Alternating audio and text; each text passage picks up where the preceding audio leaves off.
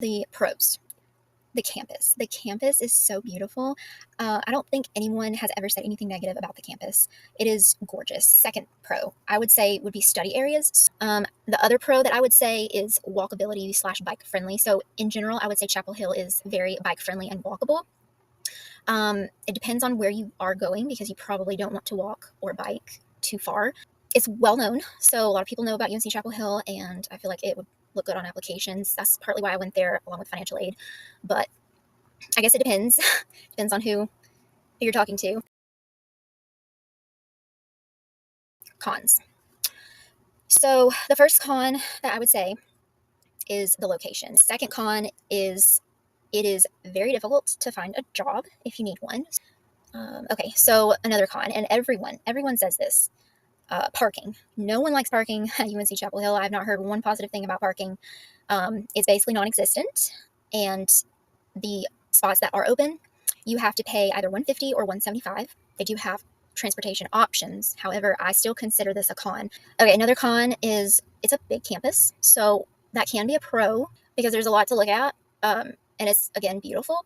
But if you have to get to one class that is along East Franklin Street, and then you have to get to another class that's along Raleigh Road, you're having to commute somehow from one end of campus to the other, and you may have 15 minutes in between, and you may have 30 minutes in between. It just depends on how the classes are set up. The last con that I have for UNC Chapel Hill is not really something I want to mention, but it's something that I had to deal with, and it was not something that I really anticipated having to deal with. And that is politics. I'm not going to really say anything more about that. I'm just going to say that, I mean, there are some concepts that fit, but it was a little bit overbearing. I think the way that some of the professors approached it. And then also, I not only sometimes would get it in the classroom, which would be very often, I would also get it on campus. And it was just so negative. And then lastly, I just want to make a couple of extra mentions. So a couple of things I would think about / consider is health insurance is required. Okay, so the last thing I wanted to mention is, I don't know if this is a deal breaker for you, but something to keep in mind if your synchronization with classes and things are a little bit different.